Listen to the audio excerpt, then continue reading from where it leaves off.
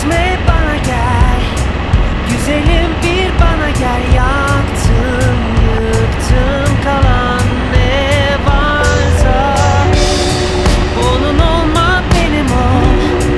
Nefes almak bile zor sensizlik söz konusuysa. Sev biraz bizi, düşün biraz bizi. Anla artık, söyledim ya bir kere, 10 kere, 100 kere, 1000 kere. Anla, ben sensiz yapamıyorum. Başka bir adam var ve onunla gez diye, toz diye, yat diye, kalk diye. Mutluyum ben de diyemiyorum. Ona sorma, bana sor. Bu hayat bir bana zor, sen yanımda olmayınca. Onun olmak, benim ol.